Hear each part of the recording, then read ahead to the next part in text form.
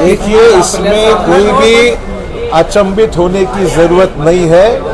वास्तव ये है कि कल ही हम लोगों ने स्पीकर के इलेक्शन के दौरान महाविकास आघाड़ी के साथ हम रहे, स्पीकर में हम लोगों ने कोई दूसरे का समर्थन नहीं किया है। ये बात तो स्पष्ट है, कल भी हमारी भूमिका वही थी और आज भी हमारी भूमिका वही है। आज नॉर्मल प्रथा के अनुसार पहले चर्चा होती है और बाद में फिर उसका प्रस्ताव वोटिंग के लिए डाला जाता है। आज उन्होंने, हम लोग आने में सिर्फ 2 या 3 मिनट का फर्क पड़ गया। हम लोग जब तक लॉबी में जाके पहुंचे तब तक दरवाजे बंद हो चुके थे, उतना ही, उसमें और कोई पॉलिटिकल मतलब नहीं है। और वैसे भी उनका आंकड़ा 164 होने के बाद में डजेंट मैटर कि वहाँ अपोजिशन में कितने हैं, वो इशू नहीं था। ऑलरेडी वो मेजॉरिटी का आंकड़ा वो पार कर चुके थे।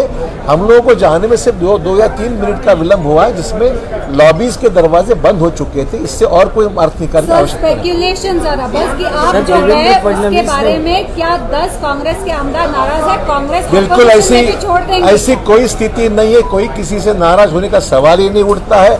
अगर हम नाराज रहते तो फिर कल हमारी वोटिंग स्पीकर के दौरान किसके फेवर में हुई? महाविकास आघाड़ी के साथ कल भी थे, आज भी है।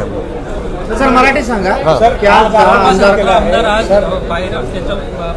असं आहे की नॉर्मल प्रथेप्रमाणे पहिल्यांदा चर्चा घडत असते आणि चर्चेनंतर मतदानाचा प्रक्रिया नॉर्मली आतापर्यंत झालेली आहे। त्या अनुषंगाने फक्त आम्हाला याला 2 ते 3 मिनिटाचा विलंब, मी एकटाच नव्हतो, 10-12 लोक त्याच्यामध्ये होते, त्यांना सर्वांना यायला 10-12 मिनिटं लागले आणि त्यामुळे लॉबीचे दरवाजे बंद झाले होते आणि म्हणून आम्ही त्या ठिकाणी सभागृहात प्रवेश करू शकलो नाही। एवढा त्यातला अर्थ, याच्या पलीकडे कुठलाही राजकीय अर्थ काढण्याचं काही स्पष्टच उद्भवत नाही। सर काही नाराज असल्यामुळे असं घडलं? कोणी कोणाशी नाराज नाही। वास्तव काल आम्ही स्पीकरच्या इलेक्शनमध्ये महाविकास आघाड़ी बरोबर राहिलो आम्ही। शरद पवार साहब ने ये कहा कि मिड टर्म इलेक्शन हो सकता है, 6 महीने बाद तैयार रहिए। अब देखते हैं क्या क्या होता है, लेट अस सी। मराठीमध्ये सध्याचं सरकार बसलेलं आहे आणि आश्वासनता अनेक आमदारांमध्ये कुठेतरी पाहायला मिळते, त्यामुळे हे सरकार 6 महिन्यापर्यंत टिकू शकेल असं आहे की नवीन सरकारच्या बद्दल आज कुठलंच भाष्य करणं उचित ठरणार नाही। मुख्यमंत्री उपमुख्यमंत्री अजून एक्सपेन्शन व्हायचंय, खाते वाटप व्हायचंय, मग पाहूया काय होतं। वीज संदर्भामध्ये अजूनही दुमत आहे। वीज संदर्भामध्ये शिवसेना सर्वोच्च न्यायालयात गेली, पण 11 तारीख देण्यात आलेली आहे। प्रथमदर्शनी तुम्हाला काय वाटतं? सगळेच विषय आता न्यायालयामध्ये आहे।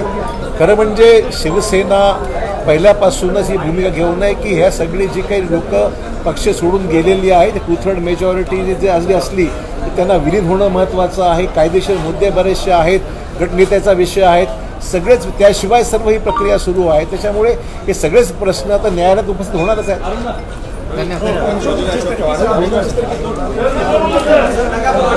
हमेला ख़वातीन और औरतों के दिगर अमराज, बांझपन के इलाज के लिए, फैमिली प्लानिंग की मशवरात के लिए, बेहतरीन आलात की सहूलत में, नॉर्मल और ऑपरेशन से बच्चों की पैदाइश के लिए और ज़चगी के साथ साथ औरतों के दिगर अमराज के इलाज के लिए खुसूसी नज़्म केरला के मल्टी स्पेशलिटी और गवर्नमेंट हॉस्पिटल के तजुर्बेकार doctor Khan Sara Nudrat, Maveen maternity and nursing home, Chawalwala complex, SBI bank के ऊपर, देगलू नाका, नांदेड़। अपने घर को खूबसूरत बनाने के लिए अब नांदेड़ में सागवान इंजीस और नागपुरी सीमेंट के खूबसूरत डिजाइन और कलरफुल मजबूत चौखटें अभी खरीदे। गजानन हार्डवेयर, मालेगांव रोड, गीते पेट्रोल पंप के करीब, नांदेड़।